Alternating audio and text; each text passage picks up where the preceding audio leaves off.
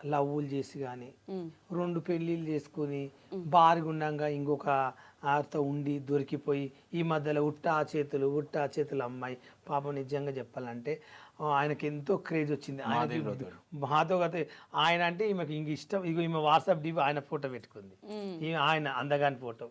ఈరోజు ఆయన ఒక భార్య పిల్లలు పెట్టుకుని ఆమె వచ్చి మా ఆయన దేవుడు, మా ఆయన చాలా మంచి వ్యక్తి, అమ్మాయిదే తప్పు, నువ్వు ఒక బజార్ అమ్మ అసలు నువ్వు ఆడదానమై ఒక ఆడదాన్ని తిడుతున్నావు, నీకు బుద్ధి ఉందా?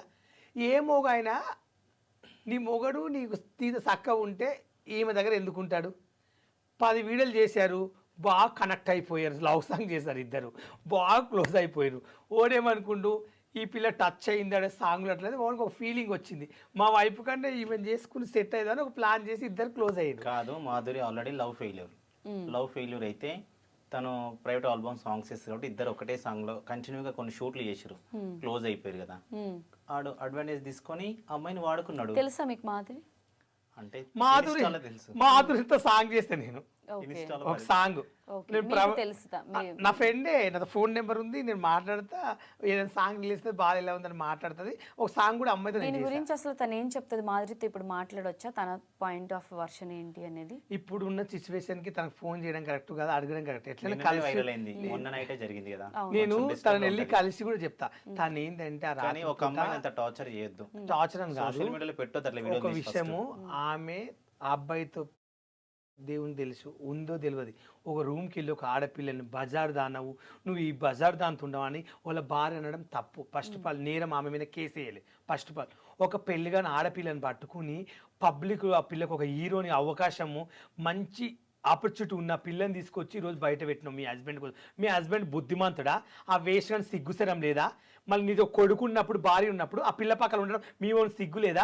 ఎందుకుంటా అంటే మీ వాడు ఆ అమ్మాయి కావాలని కోరుకుంది కాబట్టి పక్కన ఉన్నాడు, నిన్ను వదిలేసి ఆ నైట్ పూట. అప్పుడు గమనించు, నువ్వు నువ్వు పండు బంగారం చెప్పు దాన్ని నువ్వు ఉన్నావా? ఏదో పెద్ద ఈమె పెద్ద సప్త సావిత్రి హీరో లాగా చెప్తుంది. కొంచెమైనా బుద్ధి ఉండాలా? వీడియో చూడ నాకు చాలా కోపం వచ్చిందండి. ఒక ఆడపిల్ల పరువు తీయడం కరెక్ట్ కాదు. అమ్మాయికి చుట్టాలు ఉంటారు, తల్లిదండ్రులు ఉంటారు, ఆమె సూటైజ్ చేసుకుని చచ్చిపోయి మనం చేసుకుంటే ఏందండి? ఆమెకు ఒక ఆడపిల్ల తప్పు కదా అట్లా? హస్బెండ్ తప్పు కాదు, ఓన్లీ అమ్మాయిది మా హస్బెండ్ ని మార్చేసింది అని చెప్పి. ఇప్పుడు అర్జెంట్ మార్చేది. ఒక నిమిషం, తను ఏమంటుంది, షూట్కి వెళ్ళినప్పుడు ఈశ్వర్ సాయి గారు చెప్తున్నారు, షూట్కి వెళ్ళినప్పుడు తను మీద పడుతుంది. ఓకే, తను మీద పడుతుంది, ఆ అబ్బాయి పైన ఇంట్రెస్ట్ ఉంది కాబట్టి పడుతుంది. నాకు బుద్ధి లేదా? నాకు ఆల్రెడీ పెళ్ళయింది, ఒక బాబు ఉన్నాడు, ఇంట్లో భార్య ఉంది, సంసారం చేస్తున్నా, ఎందుకని దూరం పెట్టొచ్చుగా. సరే, ఈ అమ్మాయి మీద పడుతుంది, తనకి ఇంట్రెస్ట్ ఉంది, ఎంజాయ్ చేస్తున్నాడు. అట్లా రోజుకు ఒక అమ్మాయితో షూట్కి వెళ్తాడు. ఎంతమంది అమ్మాయిలతో చేస్తాడు? మీ ఫ్రెండ్ అంటున్నారు, వాళ్ళిద్దరు రిలేషన్ లో ఉన్నారా నిజంగా? నాకు ఆమె ఫ్రెండ్ ఆ ఈశ్వర్ సాయి ఎవరో నాకు తెలియదు. ఈ సాంగులు ఉట్టా సాంగులు గాజులు రాత్రి అయింది. నాకు ఆ అబ్బాయి ఎవరో తెలియదు. నాకు ఒక రోజు నేను తనతో మాట్లాడుతుంటే ఒకరోజు చెప్పింది, నాకు ఈశ్వర్ సాయి కొత్త సాంగ్ వచ్చిండు, బాగున్నాడు, నీ ఫ్రెండ్ అయితే అంటే ఆ పిల్ల నా ఫ్రెండ్ అంటే ఒకసారి కలిపి ఒక్క ఫోటో ఇప్పని తన బతలాడింది. ఎవరబ్బా ఈశ్వర్ సాయి అంటే ఓపెన్ చేసి చూస్తే సాంగ్లు ఉన్నాడు. ఆ అమ్మాయి నా ఫ్రెండ్ అడిగిన, ఒకసారి నాకు అబ్బాయిని కలిపి ఇచ్చావా, నాకు ఫోటో దిగాలంది, నా ఫ్రెండ్ ఒక అమ్మాయి లైక్ చేస్తుంది, ఒక ఫోటో దిగా, ఓకే బాలు మాట్లాడిస్తలే అని చెప్పింది. చెప్తే నేను అబ్బాయి గురించి అమ్మాయి అయితే చాలా జెన్యూన్, ఒక సాంగ్ చేసాము, మేము ఒకే హోటల్లో ఉన్నాము, ఆ రూమ్ నాది, ఈ రూమ్ అమ్మాయిది, చాలా బాగా మాట్లాడింది, అమ్మతో నేను రీల్ కూడా చేశాను, చాలా పద్ధతిగా ఉంది. కానీ ఆ అబ్బాయికి ఈ మధ్యలో అబ్బాయి ఫేమస్ అయింది, అంతకుముందు తెలియదు. ఏదో అమ్మాయికి లవ్ బ్రేకప్ అయిందో ఫెయిల్ అయిందో, ఆమె పర్సనల్ లైఫ్. ఈ అబ్బాయితో సాంగులు బాగా చేసింది, బాగా ఇద్దరు కమిట్ అయిపోయే ప్లాన్ తోటే పెళ్లి చేసుకుందాము, లైఫ్ లాంగ్ ఉందామని ఒక ఫిక్స్ అయ్యింది. ఈ పెళ్ళంతా కొంచెం దూరం పెట్టడం, పెళ్ళని నువ్వు నాకు వద్దని చెప్పి ఈ పిల్లతో ఎక్కువ ఉండడము వాళ్ళ భార్యకు నచ్చలేదు. అది గమనించి ఎవరో ఇన్ఫర్మేషన్ ఇచ్చిర్రు, రెడ్డి హోటల్ ఉన్నారు, ఒకే రూమ్లో ఉన్నారు, మేము అందరం షూట్కి వచ్చాము, నువ్వు కార్ వేసుకున్నా అంటే క్యాబ్ వేసుకుని ఆమె నైట్ పూట వచ్చింది. ఇన్ఫర్మేషన్ లేని ఆమె అక్కడికి రాదు, ఎగ్జాక్ట్గా కావాలని చెప్పి వాళ్ళు ఇద్దరు పట్టించిండ్రు. ఎవరు కాదు, దాంట్లో వాళ్ళ ఫ్రెండ్స్ సర్కిల్నే పట్టించిండ్రు. అది బయటపడదు, ఇన్ని రోజులు బయటపడింది. ఇన్ని రోజులు వాళ్ళు చేసుకుంటున్నారు, ఎవరు దొరకలేరు. ఈ రోజు బయటపడదు. చేతిలో జీలకర్ర బెల్లం నెత్తి మీద పెట్టేది ఇట్లా అయిపోయింది. ఆ పిల్ల చాలా మంచోడు అని చెప్పి, మా ఆయన శ్రీరామచంద్రుడు, మా ఆయన డ్రింక్ చేయడు, మా ఆయన వేరే వాళ్ళతో కరెక్ట్ కాదు.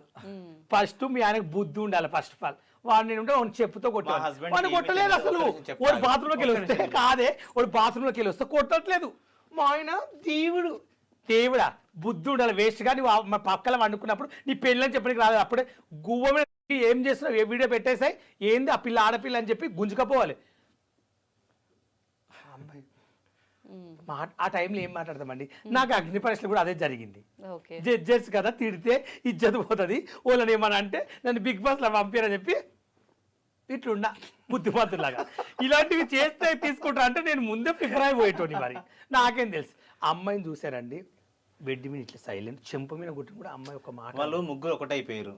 ఈశ్వర్ సాయి తన వైపు ఒక్క మాట మాట్లాడతలేడు. తనకి ఏం చేయాలో అర్థం కాక పాపం నాకైతే చాలా అంటే చాలా బాధ ఇట్లా అనిపించింది. సైలెంట్ అవును ఆ ప్రతి ఇంట్లో టైంలో ఉంటారు అమ్మాయిలు. ఎవరైనా ఆ టైంలో ఏం చేయాలని ఆలోచన వస్తుందండి పోయి ఇప్పుడు నవదీప్ గారు బెడ్రూమ్ ఉంటారు నవదీప్ గారు బెడ్రూమ్ ఉంటారు సడన్గా వాళ్ళ ఇంటికి పోతాను నేను తెలియంది నన్ను చూసి ఏం చేస్తాడు ఎగ్జాంపుల్ షాక్ అవుతారా లేక అదుస్తారు ఆ టైంలో చెప్పండి మీరే నేనే అనుకుందాం షాక్ అవుతారు ఆ? షాక్ అవుతారు ఆ పిల్ల కూడా గదే పని చేసింది లేక షాక్ అరుస్తాడు అంటే నేను ఆయన బెడ్రూమ్లో నేను కూడా ఆయన పట్టుకుని అరిచేవాడిని ఏమో ఎప్పుడైనా ఏ మనిషిని తక్కంచిన ఏదని చెప్తా ఓకే సో ఫైనల్గా మీరు ఇదే చెప్పాలనుకుంటున్నారు అయితే అంతే so okay so thank you so much for the time చాలా టైం ఇచ్చారు అండ్ మనందరికీ తెలిసిన ఉప్పల్ బాలు ఒకటి తన చిన్నప్పటి కష్టాలు ఫుడ్ తినడానికి కూడా లేని దగ్గర నుంచి ప్రతిదీ తను మనకి ఎక్స్ప్లెయిన్ చేశారు మీరు సపోర్ట్గా ఉన్నారు ఆ కృతజ్ఞతను ఆయన గుర్తుపెట్టుకున్నాడు whatever happened is happened లైఫ్లో ఆపర్చునిటీస్ ఉంటాయి గ్రోత్ కూడా అలానే ఉంటుంది ఫైనల్గా ఒకటి చెప్తా అన్నారు బిగ్ బాస్ అంటే ప్రతి ఒక్కరికి ఇష్టం. కానీ సామాన్యులకు అవకాశం ఇస్తున్నాను అగ్ని పరీక్ష పేరుతో పిలిచి ప్రతి ఒక్కరిని ఇన్సల్ట్ చేస్తున్నారు ఇన్ఫ్లుయెన్సర్స్ అందరినీ. సరే ఓకే వాళ్ళందరి గురించి నాకు తెలియదు, వాళ్ళు తప్పు చేసారో ఒప్పు చేసారో వీడియోస్ ఎలా ఉంటాయో నాకైతే తెలియదు. కానీ ఉప్పల్ బాలు చిన్నప్పటి నుండి నేను చూస్తున్నా తను ఎంత జెన్యున్ ఉంటుందో నాకు తెలుసు. కానీ ఒక బిగ్ బాస్ అనే వేదిక మీదకి అగ్ని పరీక్ష పేరుతో పిలిచి మా బాల్ని చాలా ఇన్సల్ట్ చేసారు. నాకు అది నచ్చలేదు. ఓకే ప్రతి ఒక్కరిని బిగ్ బాస్కు అగ్ని పరీక్ష వెళ్ళిన ప్రతి ఒక్కరు ఇంటర్వ్యూస్లో ఏం చెప్తున్నారు? ఎవరన్నా ఒక్కరన్నా బిగ్ బాస్ గురించి చెప్తున్నారా? మంచిగా ఉంది షో, నాకు నచ్చింది, అగ్ని పరీక్ష బాగుందని. ఒక నలుగురిని సెలెక్ట్ చేసి వాళ్ళు ముందే స్క్రిప్ట్ ప్రకారం పెట్టుకున్నారు కాబట్టి వాళ్ళకే ఫేవర్గా మాట్లాడుతున్నారు, వాళ్ళని బిగ్ బాస్ హౌస్లోకి తీసుకుంటారు. అది ముందే తెలుసు. తెలిసినాక అందరిని ఇన్సల్ట్ చేయొద్దు కదా.